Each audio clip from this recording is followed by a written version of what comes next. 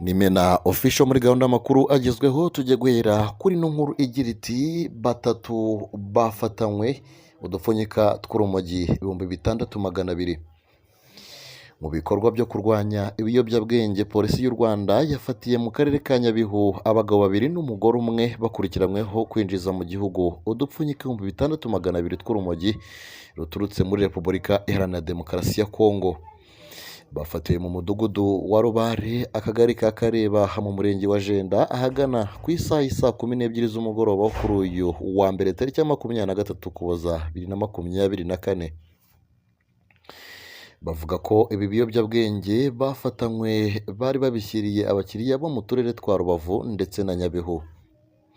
Umuvugizi wa polisi y'u Rwanda mu ntara y'Uburengerazuba, Superintendent of Police Bonaventure Twizere Karekezi, yavuze ko kugira ngo bafatwe byaturutse ku bufatanye n'abaturage babatanzeho amakuru.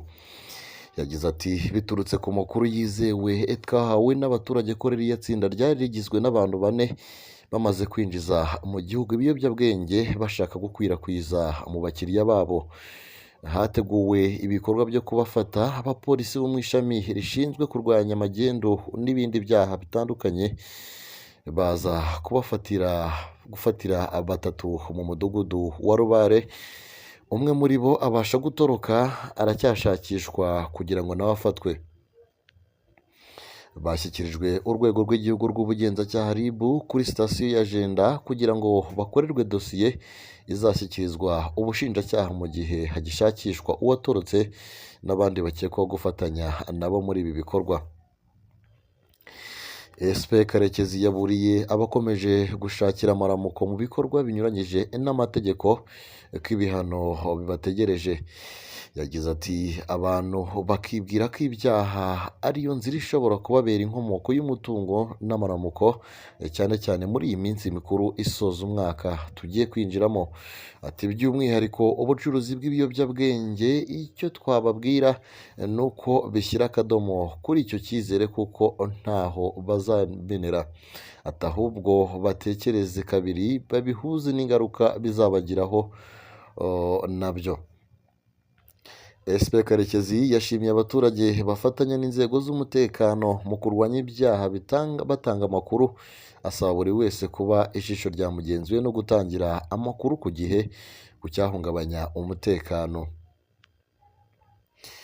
Mu Rwanda urumogi rushyirwa mu cyiciro cy'ibiyobyabwenge bihambaye, aho uhamijwe n'urukiko n'ibikorwa byo gukora, guhinga, guhindura, gutunda, kubika, guhundi, kugurisha mu gihugu ibiyobyabwenge byo muri icyo cyiciro ahanishwa igifungo cya burundu n'ihazabu y'amafaranga y'u Rwanda arenze miliyoni 20 z'amafaranga y'u Rwanda, ariko atarenze miliyoni 30 z'amafaranga y'u Rwanda.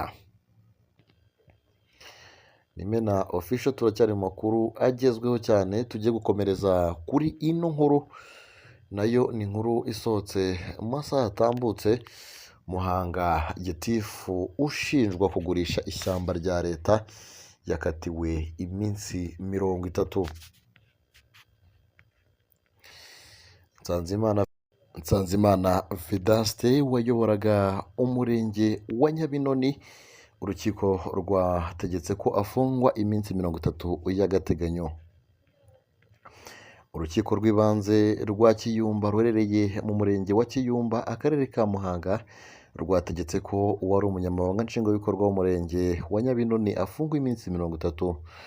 Mu isomwa ry'urubanza ryabaye kuri uyu wa mbere tariki ya 23 Ukuboza 2024, urukiko rw'ibanze rwa Kiyumba ruvuga ko hari impamvu zikomeye zituma Nsanzimana Vedaste ukekwaho kuba yarakoze icyaha cyo kunyereza umutungo, icyaha cyo gukoresha nabi umutungo ufitiye rubanda akamaro, icyaha cyo gukoresha ububasha ahabwa n'itegeko mu nyungu ze bwite, ndetse n'icyaha cyo kwangiza cyangwa konona ibiti.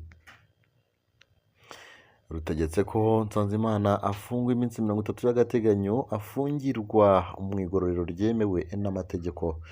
Gusa mu iburanisha ry'ubushize Nsanzimana yavuze ko ibyaha aregwa byo kugurisha ibiti yavanye mu ishyamba rya leta yabikoze mu nyungu rusange z'abaturage kuko ibiti bya leta ashinjwa kugurisha yabihaye kampani ishinzwe ubucukuzi bw'amabuye y'agaciro, ibikoresho gutinda intindo zari zarasenyutse.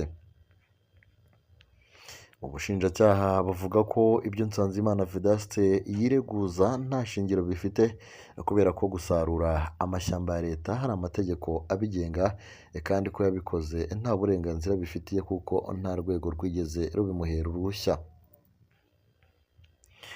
Nsanzimana avuga ko hari umuyobozi wungirije ushinzwe iterambere ry'ubukungu mu karere ka Muhanga yahamagaye kuri telefoni amugisha inama arabimwemerera mu magambo.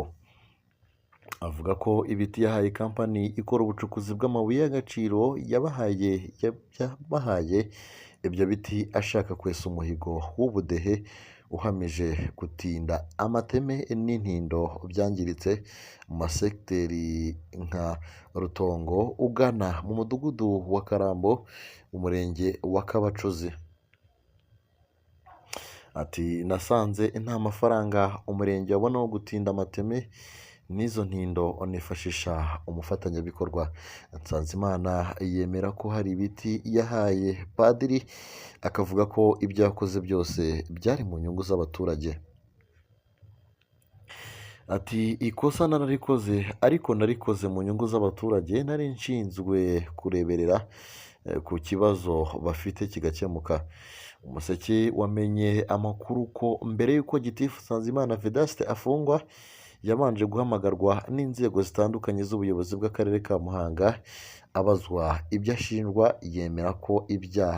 yemera ibyaha arangije ahita asezera akazi ku bushake ahita ashyikirizwa RIB. Gusa iyo ugeze muri ako gace abafatanyabikorwa usanga ibyo biti Nsanzimana avuga ko batindishije amateme bihari koko, bamwe mu baturage bakavuga ko yaba yarabitanze ahawe akantu nk'uko bivugwa. Ubu Nsanzimana Vedaste aburanye akaba umwere kuri ibi byaha akurikiranweho, ntabwo yabona amahirwe yo gusubira mu kazi kuko yamaze kwandika agasezera ku bushake. Bakavuga ko umuyobozi wamuhaye uburenganzira mu magambo byagorana kugira ngo abyemere ko ari we wabikoze. Aha ngaha dusoreje amakuru twari twabateguriye, mu nyemerere ngende mbashakire andi makuru mukande subscribe abatarakanda subscribe kugira ngo tujye tubana amakuru tugenda tubagezaho buri munsi. Mukomeze mugire umunsi mwiza cyane, bye.